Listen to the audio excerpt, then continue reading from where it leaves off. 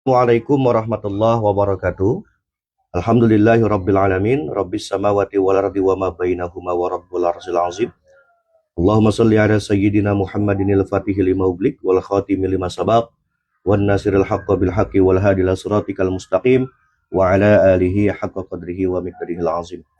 Alhamdulillah untuk sahabat semuanya yang selalu setia menonton channel Syafaat Baihaqi, yang selalu setia mengikuti perjalanan saya ucapkan beribu-ribu terima kasih banyak.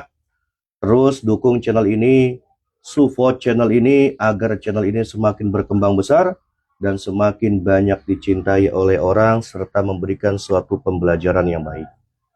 Jadi gini untuk teman-teman, sebelum saya masuk daripada suatu permasalahan yang dialami oleh Teteh Dewi, di dalam sana ada adiknya Teteh Dewi yang sedang sakit ya. Iya. Namanya Teteh Lastri. Jadi izinkan saya untuk berkata bahwa sesungguhnya hati-hati, di Facebook banyak yang mengatasnamakan saya. Di Facebook banyak yang mengatasnamakan saya. Kalau kalian ingin mengetahui nomor admin saya, cukup nomor admin itu hanya ada di channel ini. Selain nomor yang tertera di channel ini, saya tidak bertanggung jawab. Karena saya untuk saat ini belum bermain Facebook. Ya, jadi kalau kalian melihat video saya di Facebook, saya pastikan itu akun fake, bukan akun milik saya pribadi. Ya, kalau nanti saya memang Allah izinkan untuk bermain Facebook, saya akan beritahu kepada kalian akun resmi milik saya. Tapi untuk saat ini saya belum bermain Facebook. Yang kalian tonton di Facebook ini ada video saya itu bukan akun saya. Itu akun fake. Ya. Tolong digarisbawahi. Saya tidak bertanggung jawab selain nomor admin yang tertera di sini. Jadi begini. Untuk teman-teman. Aku boleh ngerokok nggak? Boleh. Tadi Teteh bikin kopi ya, lupa ya. Siapa tadi adik Teteh ini? Ya. Si Irfan. Irfan tolong ambil kopi saya. Irfan. Jadi saya diundang oleh Teteh Dewi, di mana beliau ini mempunyai adik yang bernama Teteh Lastri. Beliau juga sudah banyak mengatakan di dalam telepon tentang penyakit yang dialami oleh Teteh Lastri, adiknya Teteh Dewi. Dan Teteh Dewi pun ini belum bisa memecahkan permasalahan ini, permasalahan adiknya, karena beliau ini bingung, sakit apa sebenarnya. Oke, Teteh coba ngomong, Teteh Lastri saat ini punya suami atau tidak? Kemarin-kemarin punya, meninggal. Oh, meninggal. Udah meninggal? Iya, baru sebulan. Innalillahi. Udah dapat sebulan? Iya, udah dapat sebulan. Oke, Teteh Lastri coba sorot.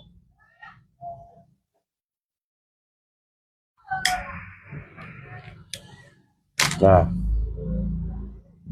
kemudian Teteh Lastri sakit udah berapa hari?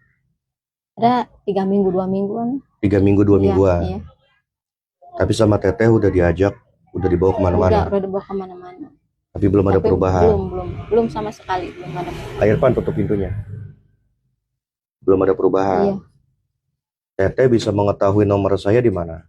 Di YouTube. Iya, di YouTube. Ya, jadi kalau untuk kalian ingin menelepon saya, nomor saya admin hanya ada di YouTube. Seperti Teteh Dewi ini mencari nomor saya itu di YouTube. Ya, selain di YouTube, bukan nomor saya. Ya, kemudian saya nanya lagi, memang yang dialami oleh adik Teteh ini sakitnya apa? Payudaranya. Payudara? Iya, payudaranya kenapa? Payudaranya bengkak, terus berbau. Pernah ada kejadian apa sebelum beliau ini sakit? Emang dia tuh ininya apa ya, kebiasaannya selingkuh, suka nyakitin suaminya gitu. Suka nyakitin suaminya. Suaminya meninggal ini sebab apa? Pikiran. Iya. Pikiran memikirkan daripada istrinya, si Teteh Lastri. Teteh ini bisa mengetahui bahwa Teteh Lastri ini selingkuh itu dari mana? Dia sampai bawa ke rumah, sampai di depan suaminya. Bawa? Iya. Bawa siapa? Selingkuhannya. Cowok. Iya, Cowok. yang cowoknya katanya Selingkuhannya itu gonta-ganti atau memang dia aja? gonta-ganti. Gonta-ganti. Iya. Sampai dibawa ke rumah ini. Iya, sampai di depan suaminya. Di depan suaminya. Depan saya juga. Tapi Teteh sempat negur nggak? Sempat. Apa yang dilakukan dia ini salah, sedangkan Iya. dia sudah punya suami. Sempat. Dia udah punya anak? Belum. Oh, belum punya Belum anak. punya anak. Sampai segitunya dia membawa selingkuhannya ke rumah. Terus tindakan daripada suaminya ini ketika melihat istrinya membawa laki-laki lain ke rumah di depan dia, apa yang dilakukan oleh suaminya? Dia suaminya tuh orang baik, orang soleh. Ya Taat udah dikasih ibadah. iya taat ibadah. Ya suami soleh kan gimana ya, udah dikasih tahu tetap aja dia membantah gitu. Artinya suaminya Teteh Lastri ini orangnya pendiam. Iya, orang pendiam. Orang pendiam, namun ibadahnya bagus. Iya. Tapi udah sempat ditegur sama suaminya. Udah. Tapi suaminya nggak bertindak lagi. Iya. Udah pasrah aja kayaknya. Udah pasrah. Terus sampai kepikiran, sampai dia meninggal sakit. Oke. Teteh tahu nggak? Teteh kan selaku daripada kakaknya Teteh Lastri. Sampai Teteh Lastri ini melakukan selingkuh, tahu nggak permasalahannya apa? Enggak. Apa memang karena memang maaf ya? Apa memang faktor ekonomi atau bagaimana? Nggak tahu. Nggak tahu. Suaminya kerjanya kemana? Tadi saya dengar kata kerjanya itu ke sawah. Iya, ke sawah, kuli. Kuli ke sawah. Bukan sawahnya. Bukan. Oh, berarti sawahnya itu milik orang lain. Iya. Sedangkan beliau ini apa? Kuli. Kuli. Iya. Kuli itu artinya itu menyirami sawah itu atau memang hanya membantu pemilik sawah tersebut? Membantu. Sampai segitunya ya dia selingkuh ya. Tapi kan saya pun juga belum mengetahui faktor daripada sakitnya ini kan apa. Itu teman-teman ya. Jadi di sini memang saya sudah banyak cerita dan Teteh Dewi pun juga sudah banyak cerita melalui handphone. Tapi supaya tegasnya lagi, makanya saya videokan. Dan Teteh Dewi pun juga redo kan kalau divideokan. Iya. Redo. Memang kalau saya perhatikan penyakit si Teteh ini sebenarnya bisa dikatakan mungkin ini adalah suatu teguran. Ya karena memang beliau ini mendapatkan suami yang baik, suami yang taat ibadah, tapi kok malah disia-siakan. Begitu.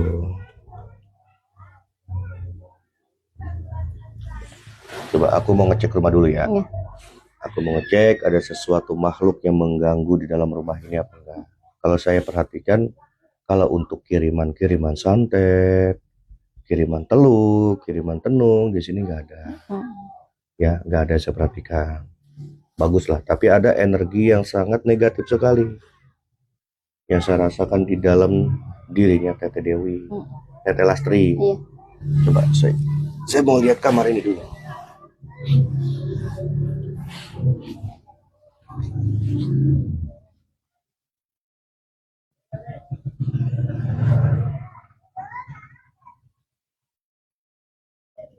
Ini ada makhluk satu besar sekali. Dia masuk ke dalam tubuhnya Teteh Dewi. Ayo coba kita ke dalam. Ayo coba Teh.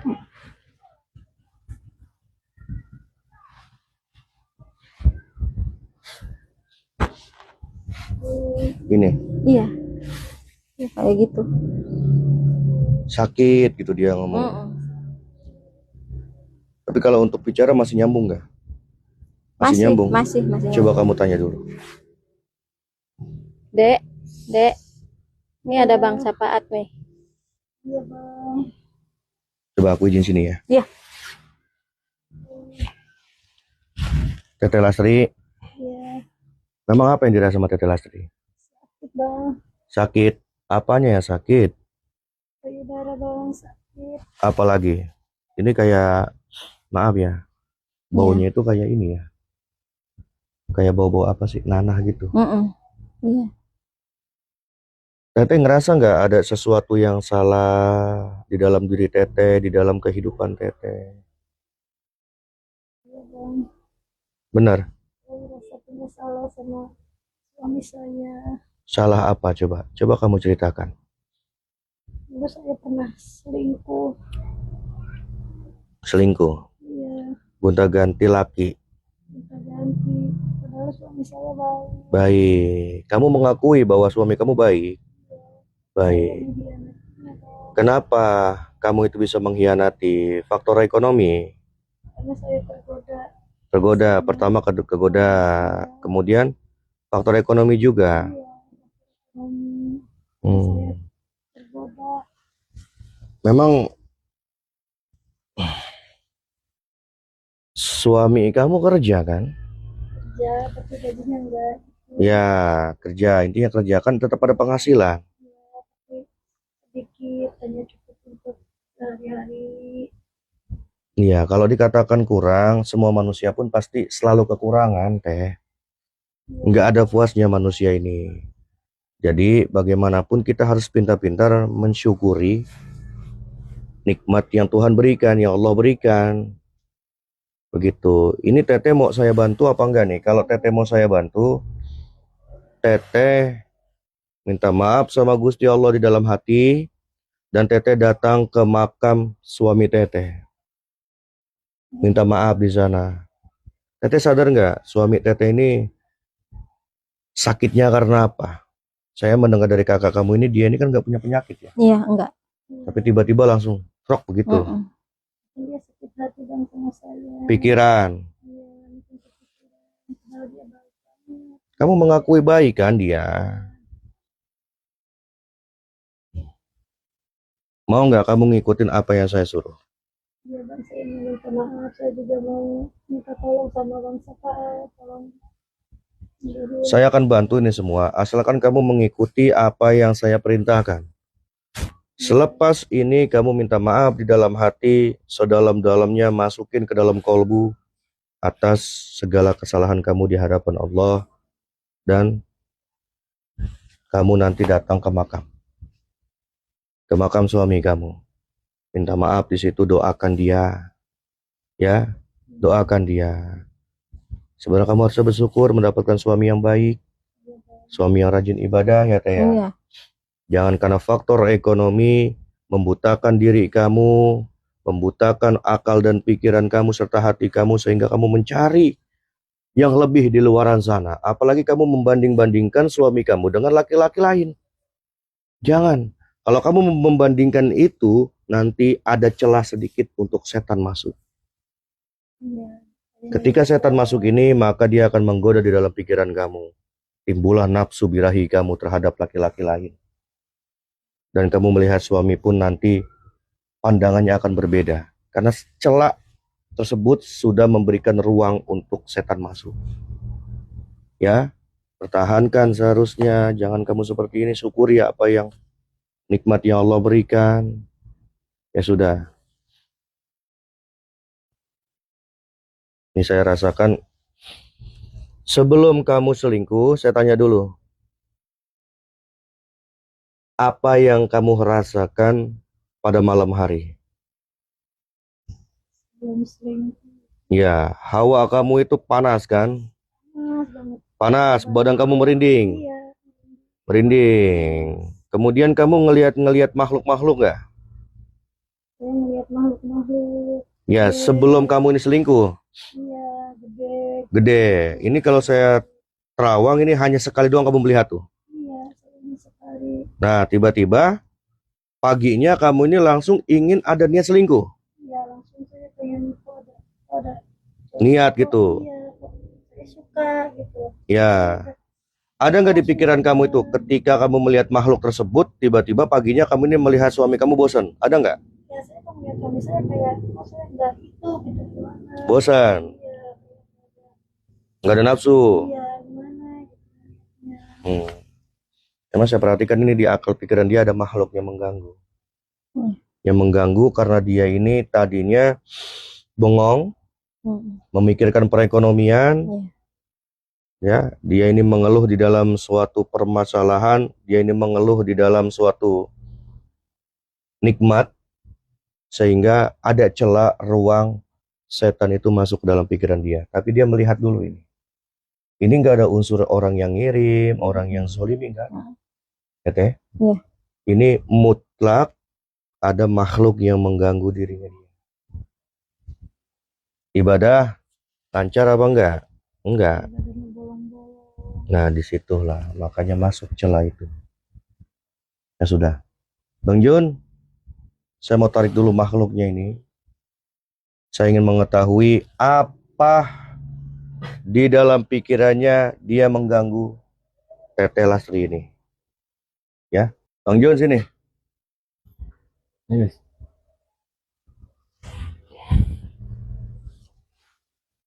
Siap ya.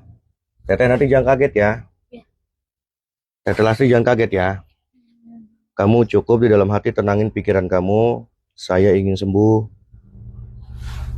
Saya mengakui kesalahan ini. Banyak minta maaf sama Tuhan, sama Allah. Ya. Ya.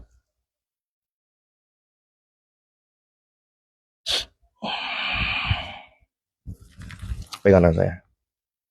Pegang.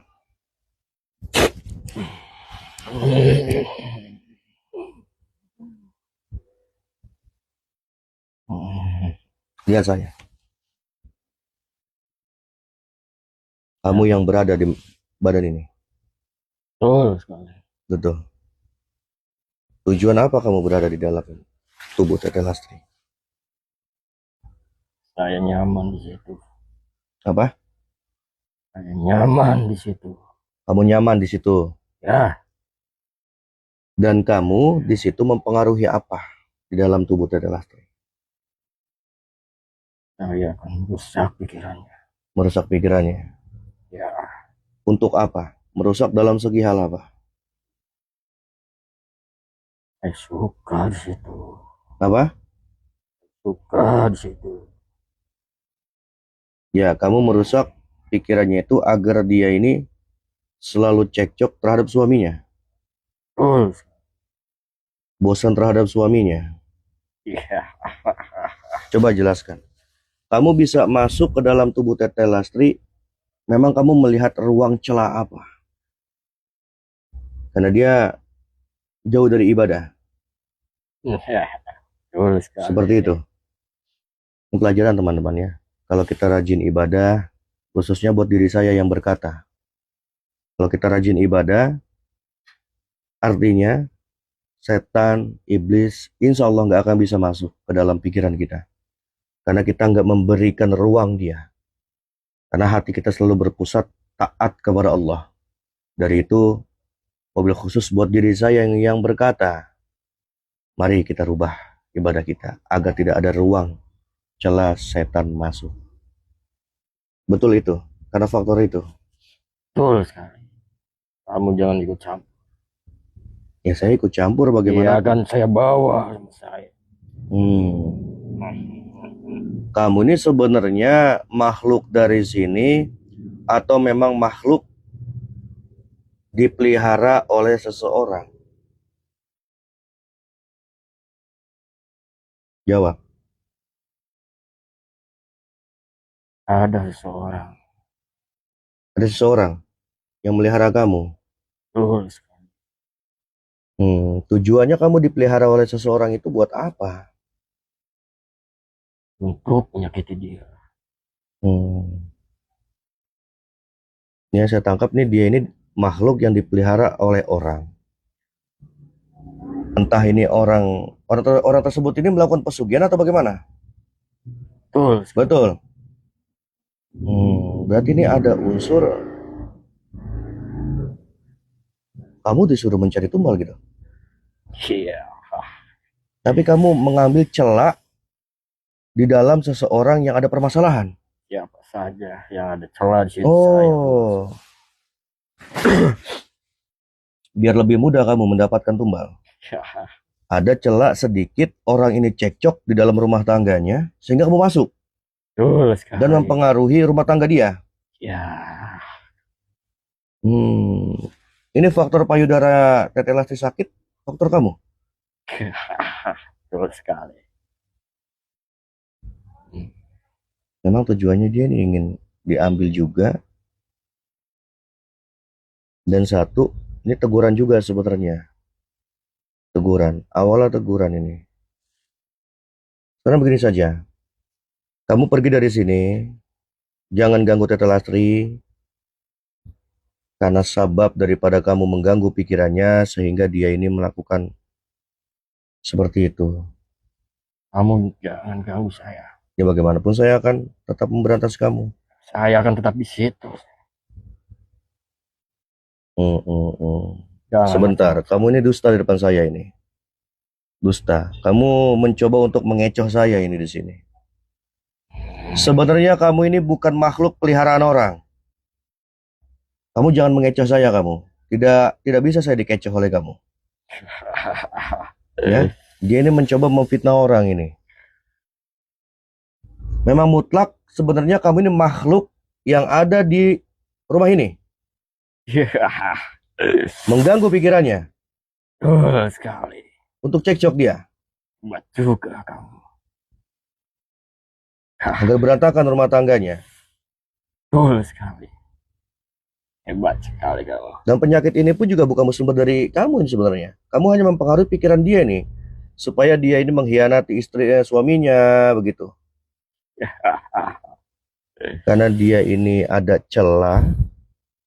Dia ngeluh dalam suatu permasalahan, dia ngeluh di dalam suatu nikmat, sehingga dia masuk nih. Kamu pergi ya. Pergi dari sini. Jangan ganggu.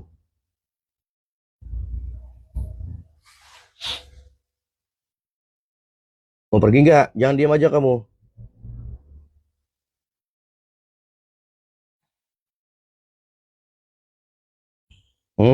Jangan sampai saya bakar kamu nih. Saya bakar aja kamu nih.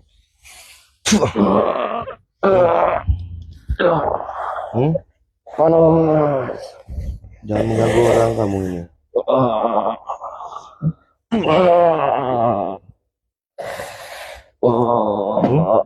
Ampun. Malah mendingan saya lebur dia ini. Ampun. Alhamdulillah. Masih sakit nggak teh? Udah nggak? Coba bangun. Duduk bisa nggak? Tadi bisa duduk nggak? Nggak. Iya, enggak tadi. Coba bangun duduk. Di sini kamu ke makam suami kamu ya. Minta maaf ya. Iya. Minta maaf ya, menyesal. Ini pelajaran teman-teman ya. Artinya jaga pasangan kita. Apalagi kita mempunyai pasangan yang benar-benar taat sama Allah. Jaga dia. Jangan karena faktor ekonomi kita sampai ingin menduakan dia. Jangan. Jangan beri ruang setan untuk masuk di dalam diri kita.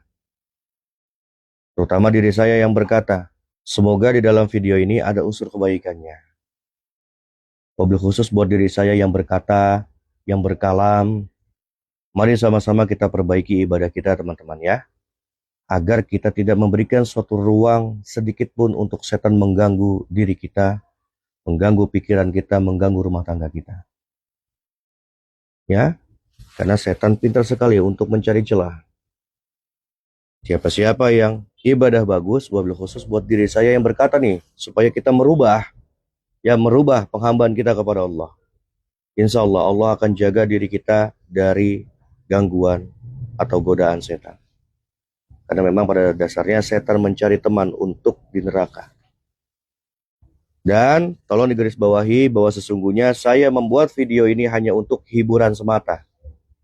Hanya untuk hiburan semata. Sesadar-sadarnya saya membuat hanya untuk hiburan semata. Semoga ada unsur kebaikan yang dapat dipetik di dalam video ini. Dan apabila tidak ada suatu unsur kebaikan, maka jangan ditonton. Ya, semoga kalian bisa memetik pembelajaran di dalam video ini. Mari sama-sama kita jaga rumah tangga kita. Jangan kita beri ruang orang ketiga untuk masuk dan merusak rumah tangga kita. Syukuri apa yang Allah berikan di dalam suatu kenikmatan. Ya, kalau kita rajin bersyukur, akan Allah tambahkan kenikmatan itu. Ya. Assalamualaikum warahmatullahi wabarakatuh.